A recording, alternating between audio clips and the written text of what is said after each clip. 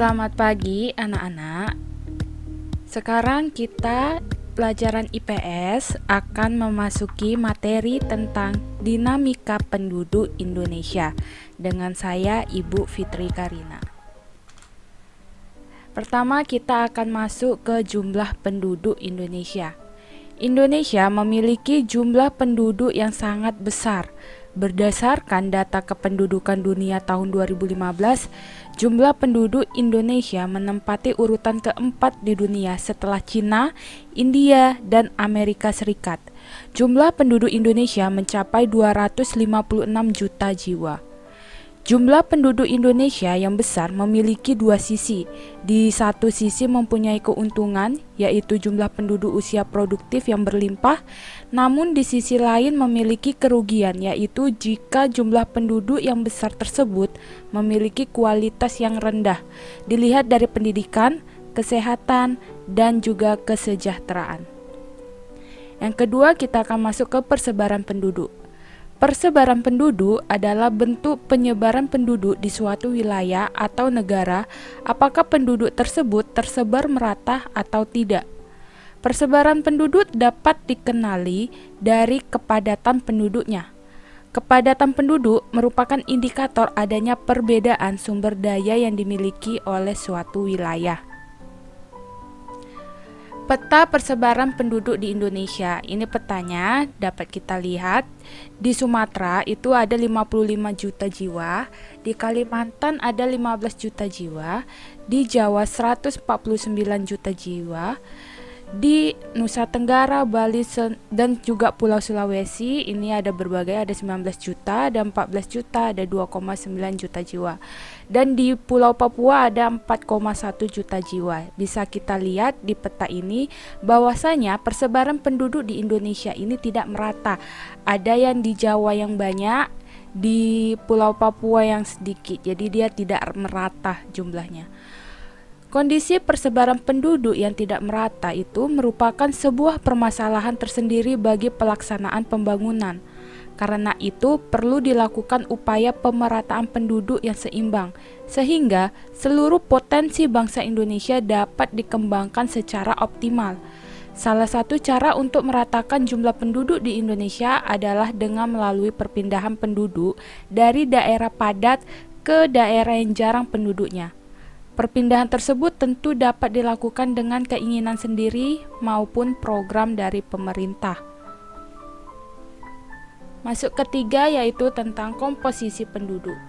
Komposisi penduduk adalah pengelompokan penduduk berdasarkan umur atau usia, jenis kelamin, mata pencaharian, agama, bahasa, pendidikan, tempat tinggal, jenis pekerjaan, dan lain-lain. Komposisi penduduk diperlukan dalam suatu negara karena dapat dijadikan dasar pengambilan keputusan ataupun penentu kebijaksanaan dalam pelaksanaan pembangunan. Di sini kita akan mempelajari dua komposisi penduduk yang paling banyak digunakan, yaitu komposisi penduduk berdasarkan usia dan juga komposisi penduduk berdasarkan jenis kelamin.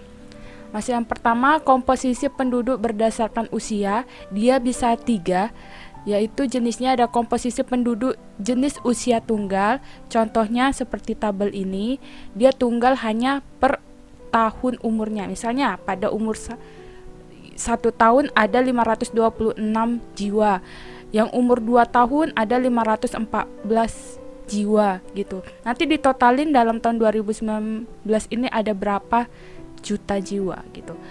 Nah, yang kedua itu ada komposisi penduduk usia yang usia interval. Interval ini ada dari sampai ke berapa umur. Contoh, pada umur 0 sampai 9 tahun ada 178.902 jiwa. Ada juga 10 sampai 19 tahun, jumlahnya 162.222 jiwa. Nah, dia ini ada intervalnya gitu. Jadi jumlah totalnya itu di tahun 2019 itu ada berapa gitu. Yang ketiga ada komposisi penduduk usia produktif dan non-produktif. Ini keterangannya ada dikasih tahu.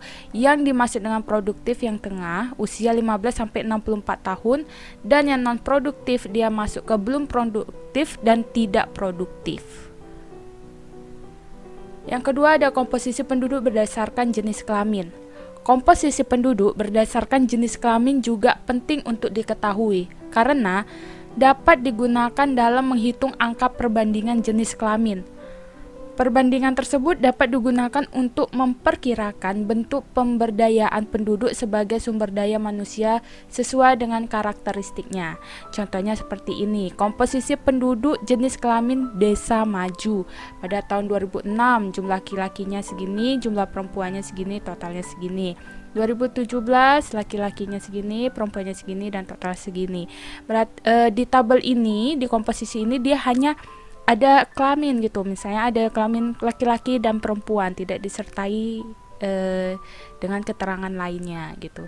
Tetapi juga komposisi penduduk berdasarkan usia juga bisa langsung digabungkan dengan tabel komposisi penduduk jenis kelamin. Oke, sudah selesai penjelasannya. Sekarang kita masuk ke soal nomor 1. Data membuktikan bahwasannya persebaran penduduk di Indonesia tidak merata atau belum merata. Lalu, upaya apa yang perlu dilakukan dalam pemerataan penduduk di Indonesia agar seimbang atau lebih merata? Nomor 2, mengapa bisa suatu daerah memiliki jumlah penduduk laki-laki lebih banyak atau jumlah penduduk perempuan lebih banyak? Soal tetap dikerjakan di kertas selembar, lalu dijawab. Buat nama, kelas, tanggal pelajarannya, dan juga mata pelajarannya. Demikian pembelajaran untuk hari Senin ini. Selamat pagi dan selamat mengerjakan.